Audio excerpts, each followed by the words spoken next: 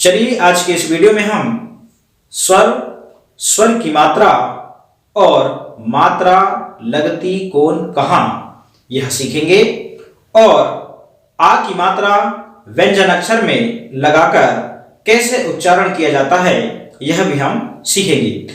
चलिए अब हम शुरुआत करते हैं। देखिए ये जो स्वर है अ है और अ की कोई मात्रा नहीं होती। क्यों नहीं होती? क्योंकि जो व्यंजन अक्षर क से लेके जो ग तक हैं इन सभी व्यंजन अक्षरों में अ स्वर मिला होता है। इसलिए जब आप व्यंजन अक्षरों का उच्चारण करते हैं क, ख, ग, घ तो आप देखते हैं कि क लास्ट में अ स्वर निकलता है।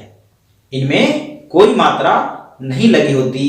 जब ये स्वतंत्र होते हैं तो इनमें अ स्वर उच्चारण करने पर लास्ट में निकलता है। अब आगे का जो स्वर है आ और यह है आ की मात्रा। आ की मात्रा जब व्यंजन अक्षर में लगती है तो उस व्यंजन अक्षर का उच्चारण इस आ के समान होने लगता है। आगे यह है छोटी ई और यह है छोटी ई की मात्रा। छोटी ई की मात्रा जब व्यंजन अक्षर में लगती है तो उस अक्षर का उच्चारण छोटी ई के समान होने लगता है। जैसे क में छोटी ई की मात्रा लगेगी तो उच्चारण की होगा। क्या होगा? की। आगे यह है बड़ी ई और यह है बड़ी ई की मात्रा। वैसे ही बड़ी ई की मात्रा जब किसी व्यंजन अक्षर में लगेगी तो उस व्यंजन अक्षर का उच्चारण बड़ी ई की मात्रा के समान होने लगेगा। जैसे यदि हम क में लगाएंगे बड़ी ई की मात्रा तो की होगा। आगे यह है छोटा ऊ और यह है छोटा ऊ की मात्रा। छोटा ऊ की मात्रा जब किसी व्यंजन में लगेगी तो उस व्यंजन का उच्चारण छोटा ऊ के समान होने लगेगा। मान लीजिए क में छोटा ऊ की मात्रा लगेगी तो उस व्यंजन अक्षर का उच्चारण कू होगा। क्या होगा? कू। आगे यह है बड़ा ऊ और यह है बड़ा ऊ की मात्रा।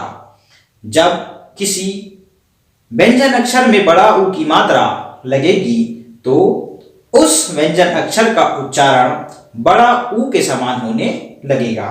मान लीजिए क में बड़ा ऊ की मात्रा लगती है तो क्या होगा? कू। आगे यह है री और यह है री की मात्रा। वैसे ही किसी व्यंजन अक्षर में जब री की मात्रा लगेगी तो उस व्यंजन अक्षर का उच्चारण इस री के समान होने लगता है। जैसे क में यदि री की लगी तो क्र, त्र, इस प्रकार से। आगे यह है ए और यह है ए की मात्रा। ए की मात्रा जब किसी व्यंजन अक्षर में लगेगी तो उस व्यंजन अक्षर का उच्चारण इस ए के समान होने लगेगा। मान लीजिए क में ए की मात्रा लगी तो क्या होगा? के। आगे यह है ऐ और यह है ऐ की मात्रा। ऐ की मात्रा जब किसी व्यंजन अक्षर में लगेगी तो उस व्यंजन अक्षर का उच्चारण ऐ के समान होने लगेगा। मान लीजिए क में हमने ऐ की मात्रा लगाया तो उसका उच्चारण कैसा होगा? कै। आगे यह है ओ और यह है ओ की मात्रा। ओ की मात्रा जब किसी व्यंजन अक्षर में लगेगी तो उस व्यंजन अक्षर का उच्चारण इस ओ के समान होने लगता है। मान लीजिए क में ओ की मात्रा लगी तो उच्चारण क्या होगा? को। आगे यह है औ और यह है औ की मात्रा। जब औ की मात्रा किसी व्यंजन अक्षर में लगेगी तो उस व्यंजन अक्षर का उच्चारण इस औ के समान होने लगता है। जैसे क में यदि औ की मात्रा लगती है तो उस व्यंजन अक्षर का उच्चारण कौ होगा। क्या होगा? कौ। आगे यह है अंग और यह है अंग की मात्रा। व्यंजन अक्षर में यदि अंग की मात्रा लगती है तो उसका उच्चारण कैसा होगा? अंग के समान। जैसे क में अंग की मात्रा लगी तो कंग, खंग ऐसे। और यह है अह और यह है अह की मात्रा। मान लीजिए किसी व्यंजन में अह की मात्रा लगी, जैसे क में अह लगी तो क्या हुआ?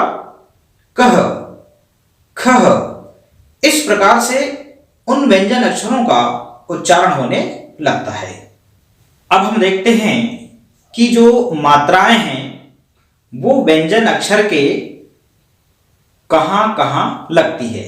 सबसे पहले हम देखते हैं जो छोटी ई की जो मात्रा है वह व्यंजन अक्षर क के पहले लगती है, और बड़ी ई की मात्रा, ओ की मात्रा, औ की मात्रा, आ की मात्रा और अह की मात्रा ये अक्षर के बाद लगती है। आगे और ए की मात्रा और ऐ की मात्रा और अंग की मात्रा ये अक्षर के ऊपर लगती है। आगे ऊ की मात्रा और बड़ा ऊ की मात्रा और री की मात्रा ये व्यंजन अक्षर के नीचे लगती है। इस प्रकार हम याद रख सकते हैं। इस प्रकार याद रखने से हमें यह पता हो जाता है कि कौन सी मात्रा किस अक्षर के पहले लगती है, किस अक्षर के बाद लगती है, किस अक्षर के ऊपर लगती है और किस अक्षर के नीचे लगती है। इससे हम यह सीख जाते हैं। चलिए अब हम देखते हैं कि अब जो व्यंजन अक्षर हैं क से लेके ज्ञ और ढ़ तक, इनमें हमने आ की मात्रा लगा चुका है। देखिए यहां पर आप देख रहे हैं यह व्यंजन अक्षर क में हमने आ की मात्रा लगा दिया है। इसमें हमको बोलना है क में आ की मात्रा का। देखिए उच्चारण पे बिल्कुल ध्यान दीजिएगा। ख में आ की मात्रा खा, ग में आ की मात्रा गा, घ में आ की मात्रा घा, च में आ की मात्रा चा, छ में आ की मात्रा छा,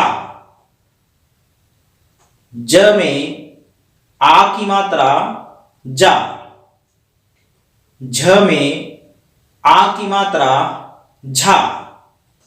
अंग और य ये जो है इनमें आ की मात्रा नहीं लगती।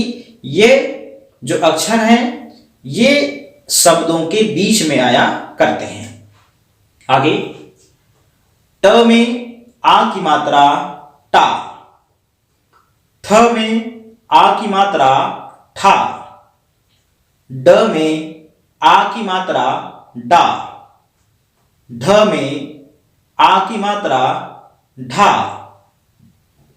ड़ में आ की मात्रा ड़ा, त में आ की मात्रा ता, थ में आ की मात्रा था, द में आ की मात्रा दा, ध में आ की मात्रा धा, न में आ की मात्रा ना,